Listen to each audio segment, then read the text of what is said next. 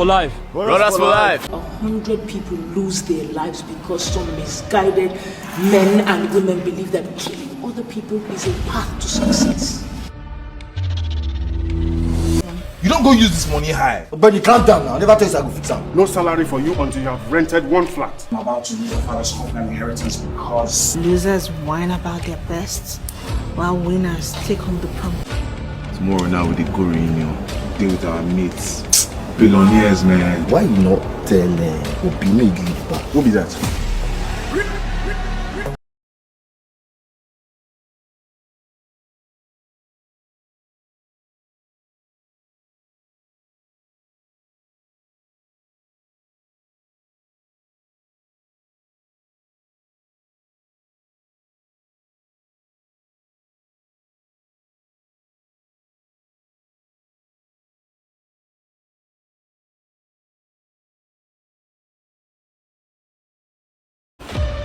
Will not move backwards.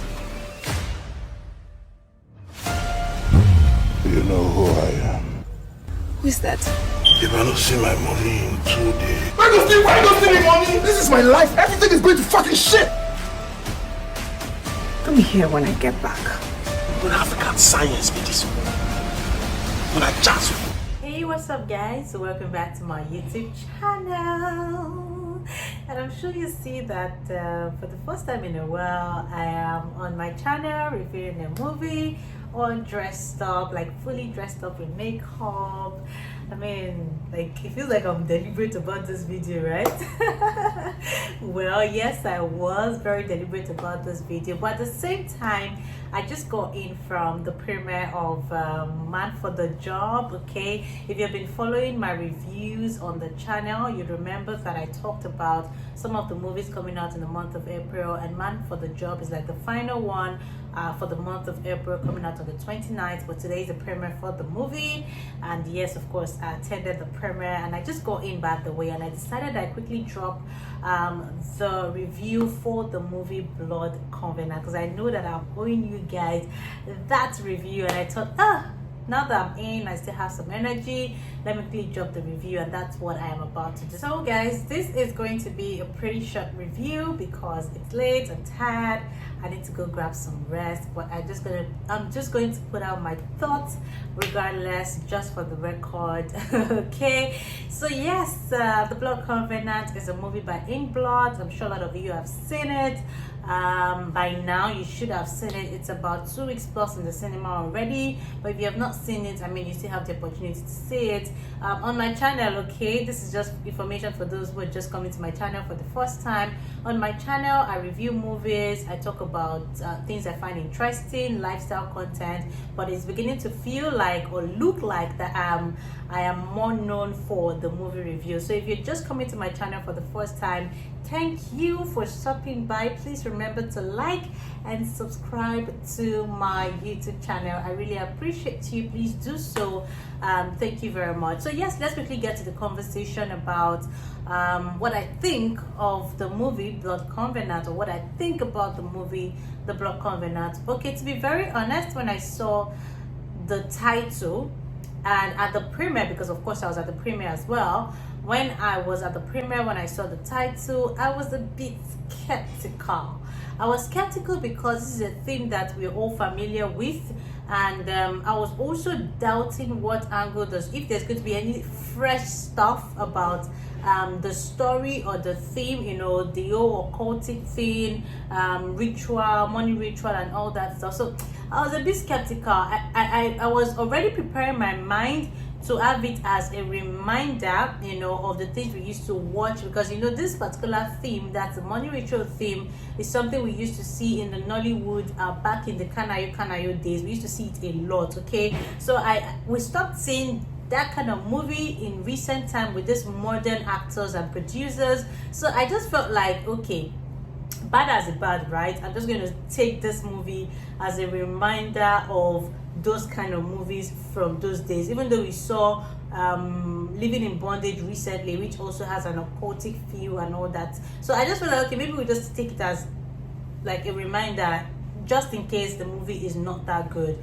But surprisingly, you know, the story came from a refreshing angle, right? The story came from a refreshing angle. So you already know that with my review, I'm going to talk about the cast, the production, cinematography, if they deliver, the storyline, and generally my thoughts. So let's start with the cast and the production team. So this is an Inkblot movie. I said that earlier on. Inkblot films are like top notch as well. You know, they are like one of the production house that you would naturally almost want to see their movies, because in time past they've given us some interesting movies, even though they started messing up with some sequels like the Kwan Money and all that was pretty much annoying for me, by the way.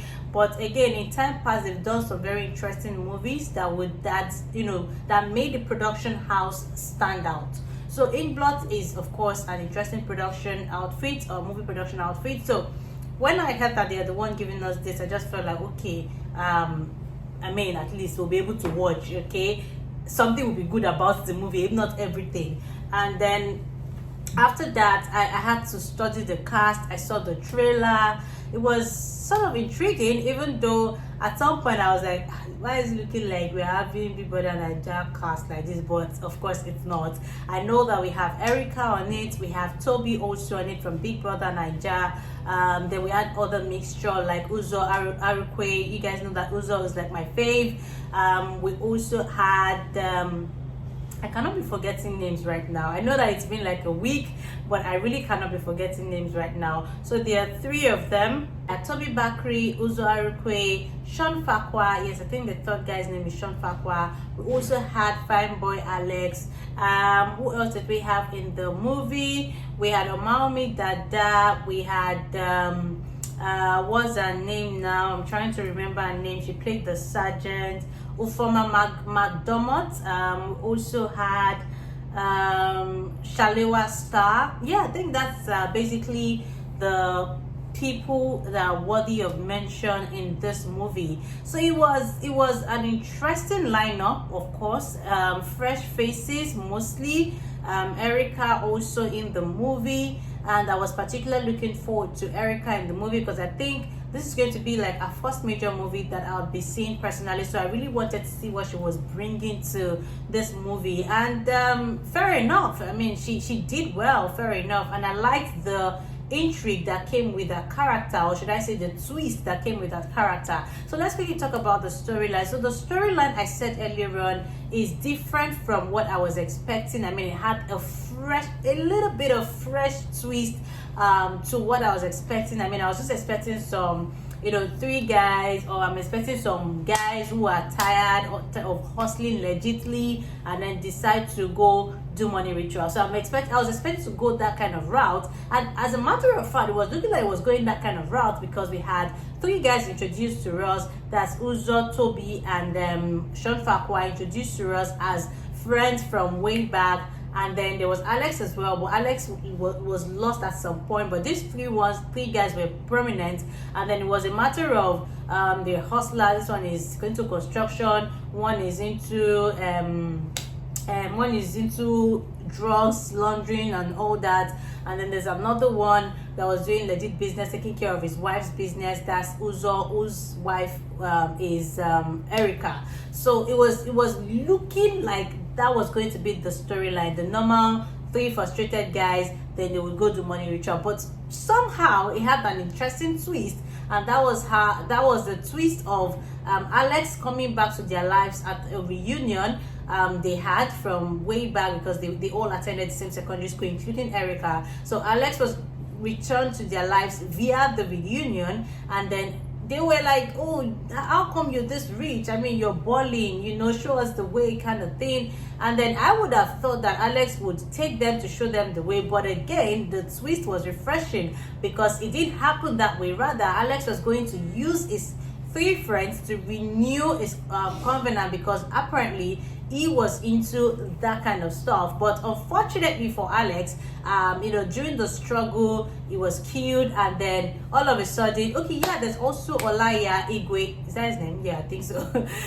So in the course of the struggle in that scene, Alex was killed, and then Olaya, who is the herbalist, says that because they were able to kill Alex, the covenant has moved to them, so they were going to start having money. So I think that was like a fresh twist, like I said, because it didn't go the route of them wanting to do the ritual by themselves. Like they didn't resolve to, it was by accident, and then they had to follow the repercussions that came with it. So yes, that was basically the storyline. We saw a couple of intriguing moments, fun moments, laughter, comedy. Funny enough, I laughed a lot because it felt like their lines were really deliberate and funny, so I laughed a lot. And then I also followed the drama, I followed the the interesting acting, because all of them were brought their A game to a very large extent to the movie. So it was just really interesting to watch all of these things unfold. It was not exactly boring.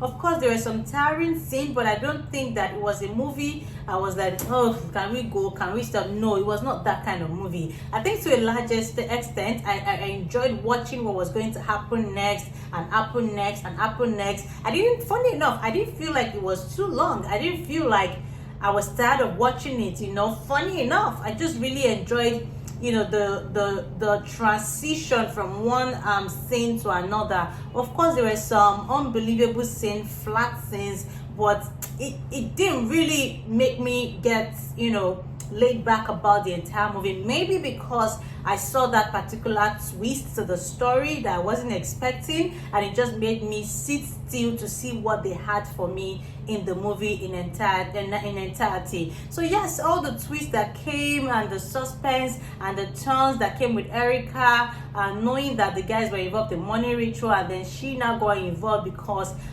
she met the Baba who told her that her husband was going to triumph over the other ones, and then her husband that's Uzor, had to make some very tough decisions for their family, and that would mean him using his friends. I mean, there was also a Bolanle who was Uzor's secretary or PA or something like that, and then we also saw how what was almost looking like a love story between both of them, even though Uzor was married to Erica, was more exposed with the fact that Uzor was called to when he was asked to use someone he loves, and I think they gave him a list of people that he had to use for ritual next, and then his wife had now gotten involved in the whole ritual stuff, and she was very comfortable with saying, use your PA now, you guys have a thing together, but I know you guys have something, but I mean, this is a time where we have to let her go, and Uzor had a tough decision, or had a tough time making that decision, because he couldn't even do it. That means that at the end of the day, he was probably with his wife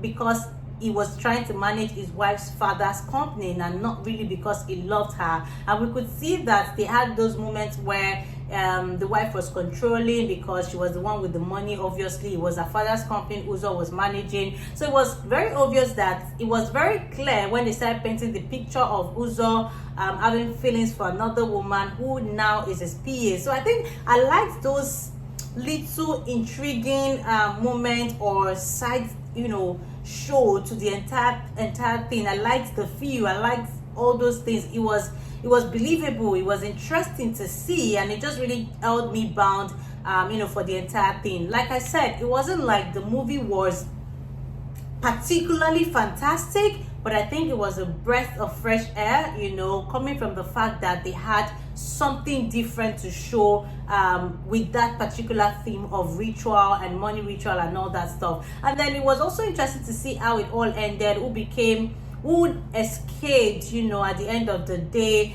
The family bond was another thing that was shown, what people can do for their family, and it went both ways with Uzor's family and Tobi Bakre's family, because Tobi Bakre now was involved with Omowumi Dada, who was pregnant, and he had to stand his ground to save his wife, I mean, they were not really married, but girlfriend or wife to be, and his child. So we also saw that part of the story where people had to stand their ground to save their family, even though one was negative, the other one was positive. So it was just interesting. We saw bond, we saw the bond between them. We saw what it meant to commit to things, and the implication of committing to things, even though you feel like you do those things when you were young and you didn't know the implication. So I liked the story, I liked the theme, I liked the lessons, that we saw in it. And I liked that even though we didn't see Tobi, who was like the last man standing, pay. Like, we didn't see the punishment. I mean, they gave us a cue to show that, okay, he went to jail for all the things he did or did with his friends, even though his friends were now dead. So I think I liked that they had a good lineup of story, and it's a story that is also very timely, especially in this time where a lot of people are getting involved in money rituals and the likes. So yes, the story was good for me. Cinematography, of course, is in blood. They didn't miss a lot, although they missed, but they didn't miss so much. I loved the character build up. I loved the suspense. I loved the intrigue. I loved the costume. It wasn't flat. It was complementary to what we needed to see in the movie. What else did I like? I think these are some of the things. The where they wanted to paint luxury, they painted it, even though I felt like the luxury life was a bit flat. I mean, these are guys who were getting, of course, they had legit work, right? And it was like the ritual was just complementing their legit work. I mean, for the two who are legit work, even though Shawn was still engaging in money laundering and all that stuff. And I feel like at times when I had questions, like how did Shawn get out of police custody, you know, I had questions because there were some scenes that were not too clear, but they had answers to those questions just few scenes away. So it just really made sense watching it, and it wasn't a waste of time after all. So yes, it was a good watch. It's not a fantastic movie, but I think that it was a good watch. And I think that the story is timely. I think that it's something that we needed to see, and I hope that people would watch and take the lessons. And of course, I hope we also get to reiterate some more the need for hard work and the fact that hard work is not out of fashion. So yes, I liked it, you know, surprisingly, because they surprised me. Actually, I went to the cinema with a closed mind. I had no expectations. I was just feeling like, let's go and watch. But they surprised me, and I think that's a good thing. And yeah, basically, so if I'm going to rate the movie, I would rate it a 7/10. Yes, because it's a modest movie, you know. It's okay. It's okay. I don't think I have any other thing to say more than the fact that it's okay. The actors were good. Erica, I enjoyed watching her, by the way. The transition of her character, the suspense, the romantic wife that she tried to throw in, the bossy wife that she threw in. I enjoyed the jealous wife that she threw in. I mean, I enjoyed all the shades to her character. So I think that it was just a very good watch for me, and I encourage you to go see the movie as well. Yes, that's all I'm gonna say. So it's 7/10 for me. Let me know what you think about this movie in the comment section down below. If they were okay, I think that one of the things that will probably be missing for me, that you guys know that I love a lot, is original soundtrack. Of course, they threw in some Nigerian music here and there, but I mean, I would have loved if In Blood had invested more in some more interesting soundtrack. I mean, I think the only song that kept coming up over and over is the old Odogu na Dispenda. I don't even know that tune, but you guys know that song. I think that was one song that was on repeat a lot of times.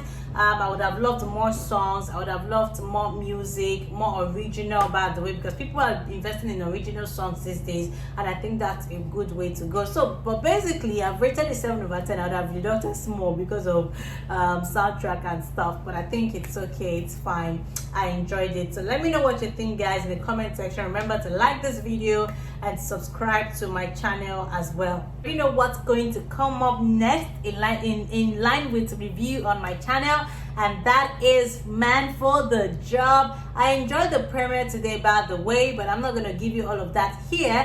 I will do so when I am ready to review the movie. I did not see the movie today. I will see it when it hits the cinema. You know, I have a tradition of not seeing movies at premieres because I don't want my judgment to be clouded. So yes, I would see it on the 29th or maybe days after when it hits the cinema, and then I'll be back to let you know what I think about it. So yes, till next time, guys. Thank you for the love and support always. See you in the next one. Goodbye.